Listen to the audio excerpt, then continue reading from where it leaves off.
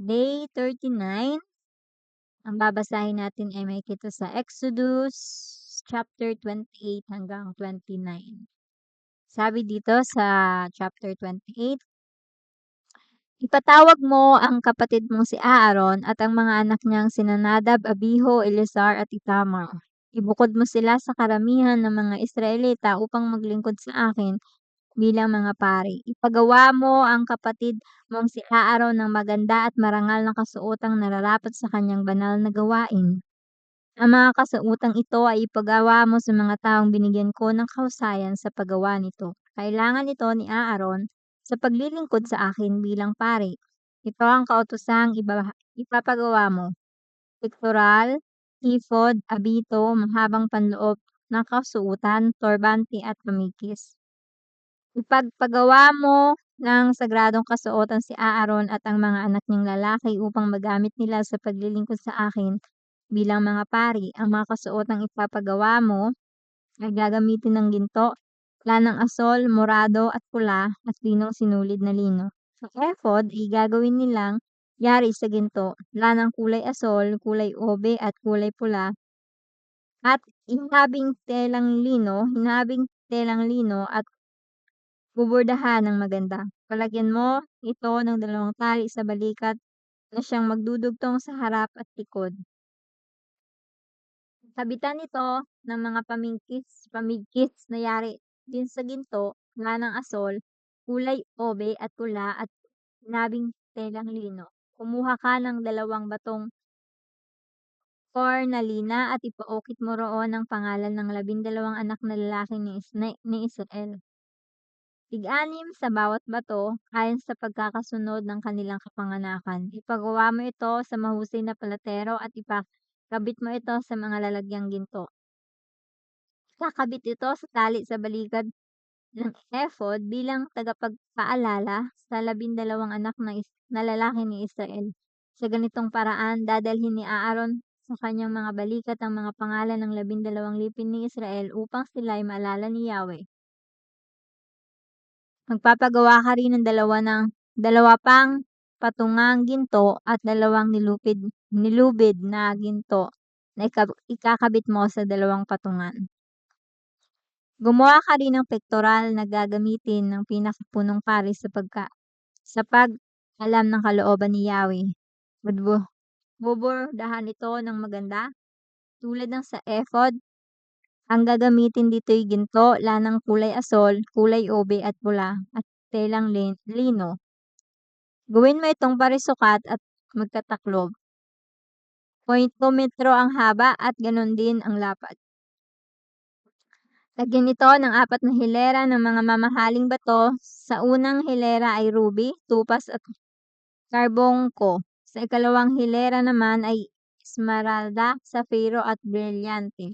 Sa ikatlong hilera ay jacinto, agata at ametista. At sa ika-4 na hilera ay berelo, cornalina at jasper. Ang mga ito'y ikakabit sa patungang ginto, 12 lahat. Ang batong gagamitin upang kumatawan sa 12 anak ni Israel. Tulad ng isang pantatak sa bawat batoy, nakaukit ng maganda ang pangalan ng bawat anak na lalaking ni Israel. Gumawa ka ng 2 maliliit na lubid na ginto at ikabit mo sa pektoral.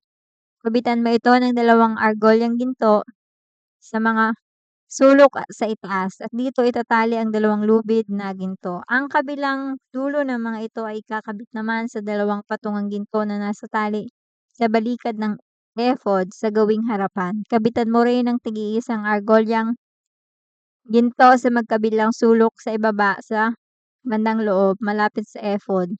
Gumawa ka ng 2 pang argolyang ginto, ikabit mo ito sa tali sa balikat ng ephod sa harapan sa tabi ng dugtungan sa gawing itaas ng pamigkis. Ang argolya ng pektoral at ang argolya ng ephod ay magkakabitin sa lubid na asol para huwag magkahiwalay. Kaya, pagpasok ni Aaron sa bakong banal na suot ng pektoral, dala niya sa tapat ng kanyang puso ang pangalan ng mga lipin ng Israel upang sila'y maalala ni Yahweh. Ilalagay naman sa pektoral ng Urim at Tumim upang ito'y nasa tapat din ng puso ni Aaron pagharap niya sa Yahweh. Tuwing siya'y haharap kay Yahweh, dala niya sa tapat ng kanyang puso ang kagamitan at sa pag-alam ng kalooban ko para sa Israel. Gumawa rin kayo ng damit na ilalagay sa ilalim ng ephod. Ito yari sa telang kulay asul, lalagyan ito ng butas na suotan ng ulo at lalagyan ng tupi ang paligid ng butas tulad ng karaniwang baro upang hindi matastas. Gagawa ka ng palawit na parang bunga ng punong granada na yari sa lanang kulay asul, kulay ome at kulay pula. At ikakabit mo sa laylayan. Pagkatapos lagyan mo ng kampanilyang ginto ang pagitan ng mga palawit. Ang magiging ayos nito ay isang hanay na magkasalit sa kampanilya at palawit sa buong laylayan. Ito ay isusuot ni Aaron tuwing gaganap ng tungkulin bilang pari upang marinig ang tungkol sa kampanilya tuwing siya'y papasok at lalabas sa dakong banal ni Yahweh. Sa gayon, hindi siya mamamatay. Gumawa ka rin ng isang palamuting ginto na may nakaukit na ganito. Inilaan kay Yahweh. Itali mo ito ng asul na lubid na sa turbante sa tapat ng noo ni Aaron. Siya ang magdadala ng anumang pagkukulang ng mga Israelita sa kanilang paghahandog kay Yahweh. Sa gayoy magiging kalugod-lugod sa kanya ang kanilang mga handog. Ipagpagawa mo si Aaron ng mahabang panloob na kasuotan at turbanteng yari sa telang lino at mamigkis sa nabubordahan ng maganda. Ang mga anak naman ni Aaron ay ipagpapagawa mo ng mahabang panloob na kasuotan, pamigkis at karaniwang turbante upang sila'y maging kagalang-galang at maayos tingnan. Ipasuot mo ito sa kapatid mong si Aaron at sa kanyang mga anak na lalaki. Buhusan mo sila ng langis, italaga at ilaan sa paglilingkod sa akin bilang mga pari. Ipagpagawa mo rin sila ng linong salawal na hanggang bahita para hindi makita ang kanilang kahubaran. Si Aaron at ang mga anak niyang lalaki ay magsusuot nito papunta sa tuldang tipanan o paglapit sa altar na dakong banal para hindi magkasala at nang hindi sila mamatay. Manatili itong tuntunin para kay Aaron at sa kanyang salinlahi. Ganito ang gagawin mo sa paglalagay kay Aaron at sa kanyang mga anak na lalaki sa tungkulin bilang mga pari. Kumuha ka ng isang batang toro at dalawang lalaking tupa na walang kapintasan. Kumuha ka rin ng tinapay na walang pampaalsa, bibingkang walang pampaalsa at minasa sa langis, at manipis na tinapay na wala ring pampaalsa at pinahira ng langis. Lahat ng ito ay kailangang yari sa pinakamainam na halin ng trigo. Ilagay mo ito sa isang basket at ihandog sa akin, kasama ng batang toro at ng dalawang lalaking tupa. Isama mo si Aaron at ang kanyang mga anak na lalaki sa pintuan ng tuldang tipanan at maligo sila roon.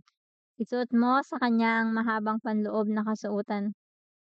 Ang damit bago ang ephod at ang pectoral, saka itali ang pamigkis ng ephod. Isuot mo kay Aaron ang turbante at ikabit ito sa koronang kinususulatan ng katagang inilaan kay Yahweh. Bilang pagtatalaga, kunin mo ang langis na pantalaga at buhusan mo ang kanyang ulo. Pagkatapos ni Aaron ang kanyang mga anak naman ng iyong itatalaga. Isuot mo sa kanila ang mahabang panloob na kasuotan, itali ang mga pamikis sa kanilang baywang at ilagay ang turbante sa kanilang mga ulo. Sa gayon, magiging pari sila sa bisa ng aking utos. Ganyan ang gagawin mo sa pagtatalaga kay Aaron at kanyang mga anak. Dalhin mo sa harap ng tuldang tipanan ng batang toro. Ipapatong ni Aaron ang kanyang mga anak at ng kanyang mga anak ang kanilang mga kamay sa ulo ng turong ito.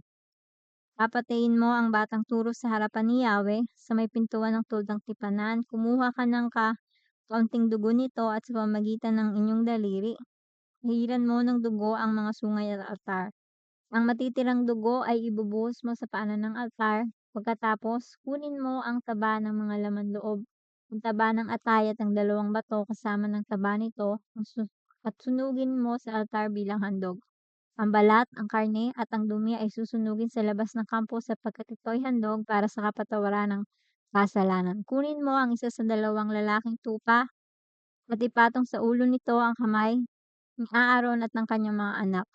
Patayin mo ang mga tupa, kumuha ka ng kaunting dugo at iwisik mo sa mga gilid ng altar. Pagkatapos, katayin mo ang tupa, hugasan ng mga lamang loob nito, pati mo ang mga paa at ipatong mo sa altar kasama ang ibang bahagi nito at ang ulo. Sunugin mo ang mga ito sa altar upang ang usok nito ay maging mabangong samyo para kay Yahweh. Kunin mo ang isa pang tupa at ipatong din sa loob nito ang kamay ni Aaron at ang kanyang mga anak. Patayin mo ang tupa at sahurin ang dugo. Pahiran mo nito ang lambi ng kanang tainga ni Aaron at ng kanyang mga anak at ang hinlalaki ng kanang kamay at paa. Ang dugong matitira ay iwisik mo sa lahat ng gilid ng altar. Kumuha ka ng kaunting dugo sa altar at kaunting langis na pantalaga. Iwisik mo ito kay Aaron at sa kanyang mga anak, pati sa kanilang kasuotan. Sa ganitong paraan, siya at ang kanyang mga anak, pati ang kanilang kasuotan ay nakalaan para kay Yahweh. Kunin mo ang taba ng tupa, ang taba sa buntot at ang tabang nakabalot sa laman loob, taba ng atay, ang 2 bato kasama ang taba at ang kanang hita. Kumuha ka ng isang tinapay na hinaluan ng langis at isang manipis na tinapay. Ang mga tinapay na ito ay walang pampalasa at nakalagay sa basket na nasa altar ni Yahweh. Lahat ng ito ay pahawakan mo kay Aaron at sa kanyang mga anak upang ialay nila bilang natatanging handog kay Yahweh. Pagkatapos, kunin mo ito sa kanila at sunugin sa altar sa ibabaw ng handog na sinunog upang ang usok nito ay maging mabangong samyo sa akin. Kunin mo ang mga parteng dibdib ng tupang ito at ialay mo bilang natatanging handog kay Yahweh. Ito naman ang bahaging nakalaan para sa iyo. Iaalay mo bilang natatanging handog ang dibdib at ang hitang para kay Aaron at ang kanyang mga anak. Ito ang magiging tuntuning magpakailanman para kay Aaron at sa kanyang mga anak. Ang mga bahaging nabanggit na para sa kanila ay mula sa handog, pangkapayapaan ng mga Israelita. Pagkamatay ni Aaron, ang sagrado niyang kasuotan ay ibibigay sa kanyang mga anak. Ang kasuotang ito ay gagamitin nila sa panahon na sila ay italaga at buhusan ng langis. 7 araw na isusot ito ng sinumang hahalili kay Aaron pagpasok nito upang maglingkod sa tuldang tipanan. Kunin mo ang tupang ginamit sa pagtatalaga at italaga mo ito sa isang sagradong lugar. Ipakain mo ito kay Aaron at sa kanyang mga anak, kasama ng tinapay na nasa basket doon sa may pintuan ng tuldang tipanan. Kakainin nila ang inihandog para sa kapatawaran ng kasalanan ng sila'y italaga, mga pari lamang ang kakain nito sapagkat ito'y sagrado. Kung hindi maubos ang tupa o ang tinapay, sunugin ito kinaumagahan at huwag kakainin sapagkat ito'y sagrado. Sundin mong lahat ang iniutos ko sa iyo tungkol sa pagtatalaga kay Aaron at sa kanyang mga anak. 7 araw na ito'y gagawin. Araw-araw, maghahandog ka ng isang bakang lalaki para sa pagpapatawad ng kasalanan. Gagawin mo ito upang maalis ang kasalanan sa altar. Pagkatapos, buhusan mo ito ng langis upang maging sagrado. 7 araw kang maghahandog ukol sa kasalanan at pagtatalaga. Pagkatapos, ito'y ituturing na ganap ng sagrado at anumang malagay dito ay magiging sagrado. Ganito ang gagawin mong paghahandog sa altar araw-araw. Kumuha ka ng 2 tupang 1 taon ang gulang at iyong ihandog, isa sa umaga, isa sa hapon. Ang ihahandog sa umaga ay samahan mo ng kalahating salop na pinakamainam na harinang minasa sa 1 litrong langis. Maglagay ka rin ng 1 litrong alak bilang handog na inumin. Ang ihahandog naman sa hapon ay samahan mo rin ng handog na pangkaing butil at inumin upang ang usok nito ay maging mabangong samyo para kay Yahweh. Ang paghahandog na ito ay gagawin ninyo habang panahon. Gaganapin ninyo ito sa harapan ko sa may pintuan ng tuldang tipanan, doon ko kayo tatagpuin. Doon ako makikipag-usap sa inyo, doon ko nga tatagpuin ng mga Israelita at ang puok na iyon ay babanalin ng aking kaluwalhatian. Gagawin kong sagrado ang tuldang tipanan, ganon din ang altar. At ibubukod ko si Aaron at ang kanyang mga anak na lalaki upang maglingkod sa akin bilang mga pari. Ako'y makakasama nila at ako ang magiging Diyos nila. Makikilala nilang ako si Yahweh Ang Diyos na nagligtas sa kanila sa Ehipto. Maninirahan akong kasama nila. Ako si Yahweh, ang kanilang Diyos.